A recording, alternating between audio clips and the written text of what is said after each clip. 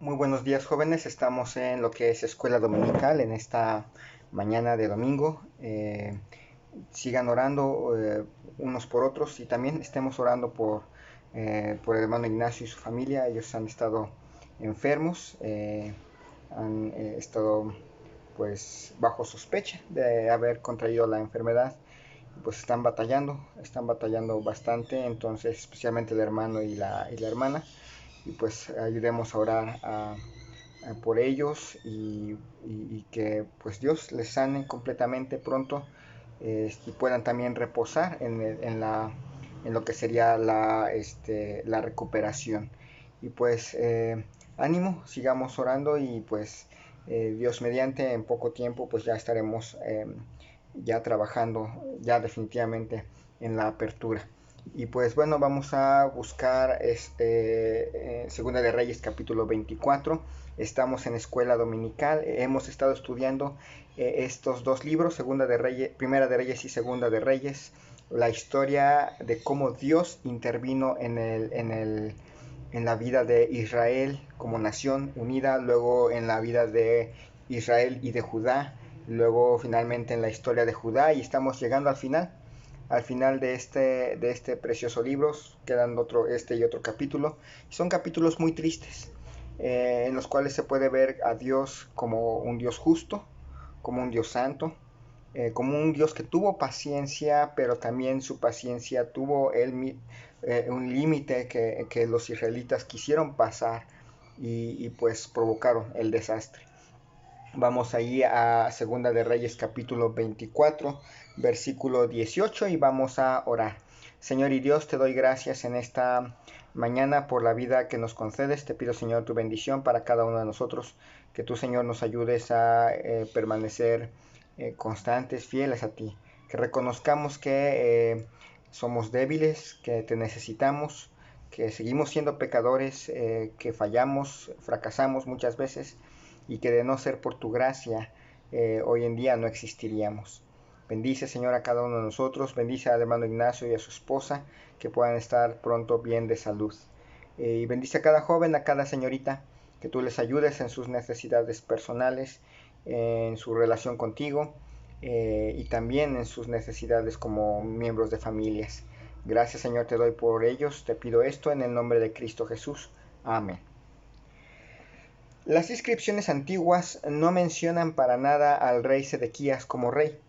Esto se debe a que fue un rey impuesto por los babilonios, por lo tanto no fue reconocido como tal, aunque él dirigió el gobierno de Judá en los últimos años de lo que es la historia de Judá. Dice versículos 18 al 20. De 21 años era Sedequías cuando comenzó a reinar, y reinó en Jerusalén 11 años. El nombre de su madre fue Amutal, hija de Jeremías de Libna, e hizo lo malo ante los ojos de Jehová, conforme a todo lo que había hecho Joacim. Vino pues la ira de Jehová contra Jerusalén y Judá, hasta que los echó de su presencia, y Sedequías se rebeló contra el rey de Babilonia. Sedequías tenía 21 años, él tenía 21 años cuando comenzó a reinar en el año 597 a.C. Él va a reinar 11 años, es decir, recuerdas que en matemáticas históricas antes de Cristo son números negativos, así que al reinar 11 años él va a reinar del 597 a.C. al 586 a.C. Dice versículo 19, e hizo lo malo ante los ojos de Jehová. Dios calificó el reinado de Sedequías como un reinado malo, conforme a lo que había hecho Joacim. Joacim era hermano de Sedequías. Entonces, eh, era tío de Joaquín. Entonces era uno de los tres hijos de Josías. Y pues él gobierna y gobierna mal conforme a todo lo que se había estado haciendo en los últimos años, los últimos reyes.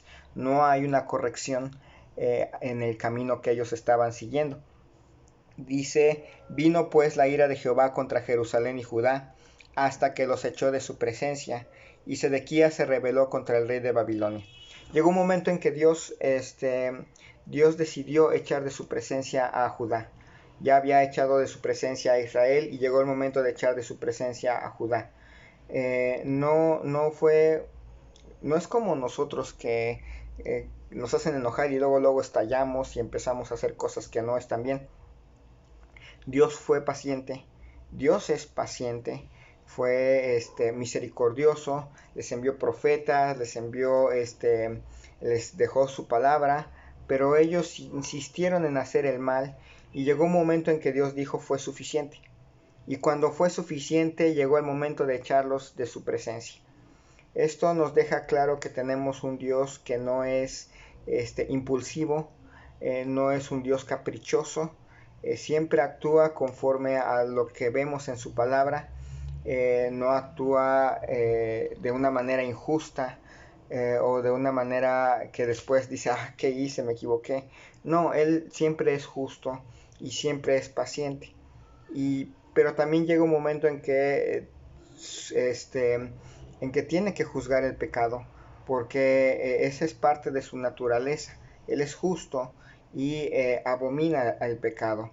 Y llegó un momento en que Dios rechazó a la nación de Judá. Al final, después de muchos años, y también hay que recordar, Sedequías tuvo una intensa predicación por parte de Jeremías. Y finalmente Sedequías se rebeló neciamente contra los babilonios, provocando el final de la nación. Si uno lee Jeremías, uno se va a dar cuenta que la constante es manténganse sujetos a los babilonios. Es parte del juicio de Dios, pero es por su bien. Y los de Judá y Sedequías no hicieron caso, se rebelaron al juicio de Dios y el resultado fue la destrucción total. Esto nos deja también esta gran lección. Cuando Dios disciplina a su pueblo, a algún miembro de su pueblo también, Dios espera de nosotros que entendamos que los juicios de Dios, las disciplinas de Dios son para nuestro bien. Aunque nos duele, aunque es cansado, aunque es molesto, son para nuestro bien, tienen una finalidad. Y querer escapar de ese juicio de Él hacia nosotros, de esa disciplina, lo único que vamos a conseguir va a ser nuestra destrucción, nuestra ruina. Por eso es importante que cuando seamos disciplinados por Dios, cuando seamos castigados por Él, mantengamos una actitud humilde, una actitud de reconocimiento. Él siempre hace lo que es mejor. Y bueno, termina el capítulo 24 y con esto pasa al capítulo 25. Dice ahí en capítulo 25, versículos 1 al 3. Aconteció a los 9 años de su reinado, en el mes 10, a los 10 días del mes, que Nabucodonosor, rey de Babilonia, vino con todo su ejército contra Jerusalén y la sitió, y levantó torres contra ella alrededor. Y estuvo la ciudad sitiada hasta el año 11 de Sedequías. A los 9 días del cuarto mes prevaleció el hambre en la ciudad, hasta que no hubo pan para el pueblo en la tierra. Esto es, recuerden que los calendarios son ahora sí que invención del hombre, propiamente la forma en que nosotros llevamos los tiempos. Hay que recordar que nuestros meses, nuestro tipo de calendario es un poquito más moderno, no un poquito, es más moderno, es más contemporáneo a nosotros. Y cuando está hablando del mes 10, los 10 días del mes, no está hablando de octubre, sino está hablando del mes de enero del año 588 a.C. Ese día, en ese mes, comienza el sitio de Jerusalén. Dice, en el mes 10, a los 10 días del mes, que Nabucodonosor, rey de Babilonia, vino con todo su ejército contra Jerusalén y la sitió y levantó torres contra ella. Es el 9º año del reinado de Sedequías, 588. Si se acuerdan, él empieza a reinar en el 597, menos 9, es 588, es enero, cuando el rey Nabucodonosor lanza a sus tropas contra Jerusalén, la rodea, construye torres para derribar los muros, mantiene a la ciudad sitiada. Es un tiempo difícil ahora sí, muy parecido quizás a los que vivieron en la época de Isaías, cuando los asirios tomaron el tiempo para sitiar la ciudad. Pero esto, bueno, es un momento difícil, es un sitio largo, Dice, estuvo la ciudad sitiada hasta el año 11 del rey Sedequías, es decir, 2 años más. Por lo tanto, va a estar sitiada hasta el año 586 antes de Cristo. A los 9 días del cuarto mes prevaleció el hambre en la ciudad hasta que no hubo pan en el pueblo de la tierra. Sufrieron hambre. Los sitios en la antigüedad, hoy en día casi no vemos ese tipo de actividades. Recuerdo hace mucho tiempo el sitio de Sarajevo en las guerras civiles que siguieron a la desintegración de Yugoslavia, y la ciudad fue sitiada por las tropas serbias y había francotiradores y la gente no podía salir de la ciudad. Había dificultad para mantener el abastecimiento de agua, de luz, de gasolina, de alimentos y de artículos de primera necesidad. Hoy en día, en la época de la pandemia, pues muchos, prácticamente nos pidieron que nos quedáramos en casa, pero el gobierno en cierta manera garantizó que hubiera un abasto de alimentos, un abasto de mercancías de primera necesidad, así que no sentimos el hambre en cierto sentido. Obviamente la crisis económica llevó a que hubiera un recorte en el tipo de comida que quizás estábamos acostumbrados a llevar, pero en aquel entonces los sitios era rodear la ciudad, no dejar salir a nadie, no dejar entrar a nadie, y a ver cómo le haces para alimentarte. A ver cómo le haces para sostener a la población. Y bueno, fueron 2 años, donde el sitio trajo el hambre. Finalmente los recursos se fueron acabando. Aunque tuvieran dinero, pues no había comida, entonces el desastre fue casi total. Dice versículos 4 al 7. Abierta ya una brecha en el muro de la ciudad, huyeron de noche todos los hombres de guerra por el camino de la puerta que estaba entre los dos muros, junto a los huertos del rey, estando los caldeos alrededor de la ciudad, y el rey se fue por el camino del Arabá. Y el ejército de los caldeos siguió al rey, y lo apresó en las llanuras de Jericó, habiendo sido dispersado todo su ejército. Preso pues el rey, lo trajeron al rey de Babilonia en Ribla, y pronunciaron contra él sentencia. Degollaron a los hijos de Sedequías en presencia suya, y a Sedequías le sacaron los ojos, y atado con cadenas, lo llevaron a Babilonia. El 16 de julio del año 586 a.C., finalmente se abrió una brecha en el muro y la ciudad cayó. Acuérdense que hemos estado viendo que la forma para fechar los acontecimientos antes de Cristo, inclusive antes de nuestro calendario, es por la vía de los calendarios asirios, babilonios, persas, griegos y romanos, que se enlazan uno tras otro hasta llegar a la era cristiana.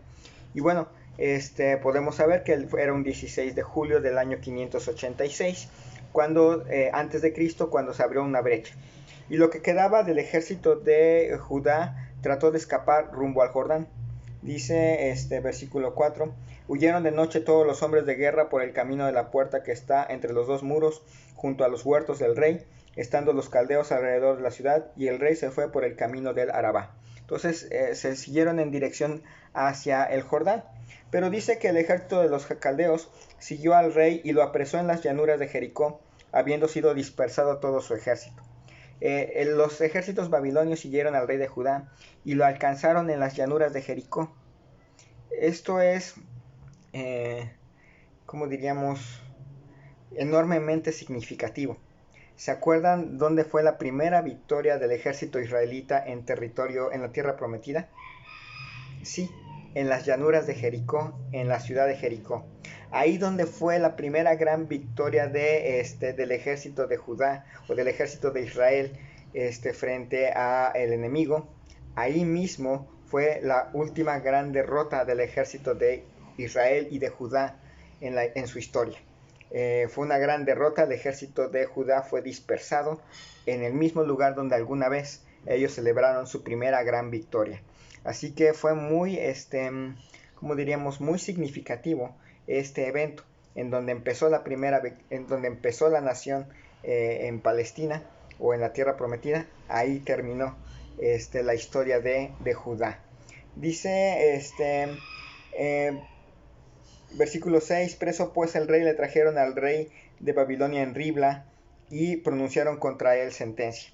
Sedequías fue llevado a Ribla junto al río Orontes, allá en Siria, pues en ese momento Nabucodonosor estaba dirigiendo campañas simultáneas, una contra Siria, otra contra Samaria y otra contra Judá. Entonces, por esta razón lo llevan a Ribla en la región de Siria, y ahí lo tienen. Y ahí se dicta sentencia contra el rey. Dice que degollaron a los hijos de Sedequías en presencia suya. El rey Nabucodonosor decidió matar a todo posible heredero del trono de Judá. Así él queda como el rey legítimo de Judá. Y así murieron todos los hijos de Sedequías. Luego, para evitar rebeliones futuras, ordena que le saquen los ojos al rey Sedequías y lo transporten preso a Babilonia. Ya aunque esté en Babilonia, ya no va a poder congregar a los exiliados porque está ciego. Y es muy triste que la última escena que Sedequías ve antes de perder sus ojos fue que degollaran a sus hijos en su presencia. Y es el resultado catastrófico al final de lo que es el alejamiento a la comunión con Dios. Se habían alejado de la comunión con Dios. Probablemente seguían las normas de de lo que sería las reglas de los holocaustos y todo lo que sea, pero se habían alejado de la comunión con Dios, habían buscado otros dioses que hacían par con su adoración, entre comillas, a Dios, y el resultado fue esto. Dios los echó de su presencia, al rey lo echó de su presencia y terminó ciego, sin hijos, en algún lugar allá en Babilonia. Y así termina propiamente la historia del último rey de Judá y también los últimos instantes de la nación. Dice todavía en versículos 8 al 12, dice: en el mes quinto, a los 7 días del mes, siendo el año 19 de Nabucodonosor, rey de Babilonia, vino a Jerusalén Nabuzaradán, capital de la guardia, siervo del rey de Babilonia, y quemó la casa de Jehová y la casa del rey, y todas las casas de Jerusalén, y todas las casas de los príncipes quemó a fuego. Y todo el ejército de los caldeos que estaba con el capitán de la guardia derribó los muros alrededor de Jerusalén. Y a los del pueblo que habían quedado en la ciudad, a los que se habían pasado al rey de Babilonia, y a los que habían quedado de la gente común, los llevó cautivos Nabuzaradán, capitán de la guardia. Más de los pobres de la tierra dejó Nabuzaradán, capitán de la guardia, para que labrasen las viñas y la tierra. 4 semanas después de la caída de Jerusalén, ¿se acuerdan que Jerusalén cayó en el mes cuarto? Y aquí esta parte de la historia comienza en el mes quinto. Así que pasó un mes, la ciudad fue ocupada por los babilonios, parecía que ahí había terminado todo. Sedequías había sido llevado preso sin sus ojos, los herederos al trono habían sido degollados, no quedaban, no había, diríamos, quien sucediera al rey. 4 semanas después, Nabucodonosor ordenó al capitán de la guardia ir a Jerusalén. Dice: es el mes quinto, siendo el año 19 de Nabucodonosor, vino a Jerusalén Nabuzaradán. Es una orden, trae órdenes muy tristes, muy lamentables. Dice versículo 9: y quemó la casa de Jehová y la casa del rey y todas las casas de Jerusalén y todas las casas de los príncipes quemó a fuego. La orden era, en primer lugar, quemar el templo. Aquel templo precioso que Salomón había construido allá por el año, allá en el siglo X antes de Cristo, finalmente ardía en el año 6, en el siglo VI. Ardía el templo, los muros, la madera que estaba ahí adentro, la construcción en sí era destruida. También se destruyó el palacio real. ¿Se acuerdan? Ese palacio real que también había sido comenzado y construido por el rey Salomón y que probablemente en los años siguientes fue remodelado, fue ampliado, fue mejorado. Ahí simple y sencillamente se perdió. Todas las casas, toda la zona residencial, todas las casas de la ciudad y los palacios de los príncipes, las residencias, las mansiones, todo fue destruido por los babilonios. Esa era la orden, destruir la ciudad. la primera gran destrucción. Obviamente del templo de Salomón no quedó nada. Años más tarde van a regresar, van a reconstruir primero el templo en la época de Esdras y Nehemías, y más adelante viene el templo en la época de Herodes. Pero del templo de Salomón pues prácticamente se destruyó el templo. Dice, además de esto, de esta orden, dice versículo 10, todo el ejército de los caldeos que estaba con el capitán de la guardia derribó los muros alrededor de Jerusalén. Además de esto, se ordenó que se derribaran los muros de la ciudad, para que los habitantes de Jerusalén quedaran indefensos y sin la posibilidad de reconstruir la ciudad para separarse de Babilonia. En aquel entonces, una ciudad sin muros es una ciudad indefensa. Hoy en día, pues, aunque pusiéramos muros alrededor de Cuernavaca y de Jutepec, y hubiera un muro para evitar una invasión, pues llegan en aviones y destruyen todo. Entonces, hoy en día los muros no son gran protección, pero en aquel entonces sí. Entonces, tener sus muros derribados es decir, se acabó su historia como ciudad. A partir de ahora se convierte en una aldea, en un pueblo más. No pueden iniciar una rebelión porque pues prácticamente pues fácilmente la dominaríamos, ocuparíamos la ciudad. Así que la ciudad queda ya completamente, ya se puede dar por finalizada la historia de Jerusalén en ese mes de agosto del año 586, y se da la última deportación. Había habido una deportación allá por el año 607, 608, luego vino otra por el año 597, y esta es la tercera en la del 586. Dice además que y a los del pueblo que habían quedado en la ciudad, a los que se habían pasado al rey de Babilonia, y a los que habían quedado de la gente común, los llevó cautivos Nabuzaradán, capitán de la guardia. De los que se quedaron en la ciudad, tanto los que se habían rendido como de los que no, se los llevó cautivos conforme a la política real. Así que la gente común que sobrevivió a la destrucción de la ciudad y a la defensa y al sitio, pues fueron a dar a Babilonia. También aquellos que dentro de Jerusalén se habían pasado a los babilonios, se habían rendido, también fueron llevados, deportados a Babilonia, obviamente con más derechos. Hay que recordar que si uno lee Jeremías fue invitado, a él no lo obligaron, a él le dieron a escoger entre quedarse en la tierra o ir hacia Babilonia también con ellos, con derechos y con cuidados especiales. Y bueno, Jeremías decidió quedarse en Jerusalén. Entonces, termina así prácticamente esta deportación. Dice el versículo 12, mas de los pobres de la tierra dejó Nabuzaradán, capitán de la guardia, para que labrasen las viñas y la tierra. También, conforme a la política real, se debía dejar la gente más pobre, la debían dejar en el país para labrar la tierra y evitar que se hiciera completamente silvestre y que después tuvieran que repoblar y fuera un desastre. Así que se queda gente muy pobre. Hay que recordar que a lo largo de los años las deportaciones de los judíos no dejaron vacío de judíos los territorios. Cuando los romanos llegaron y hicieron su desastre, quedaron judíos en el territorio de Judá, y esos judíos con el tiempo siguieron trabajando, se siguieron multiplicando, llegaron los musulmanes, pues los conquistaron, la mayoría se cambió de fe a la fe islámica, y son los que hoy conocemos como palestinos. Entonces, ya ellos siguieron su fe no judaica. Y bueno, con eso terminamos la clase del día de hoy recordando. Llega un momento en que la paciencia de Dios termina y viene el juicio. Y cuando viene el juicio, las consecuencias son enormes, son tristes, pero hay que recordar que tenemos un Dios que en primer lugar es justo, que es amoroso, que es misericordioso, pero que también es santo.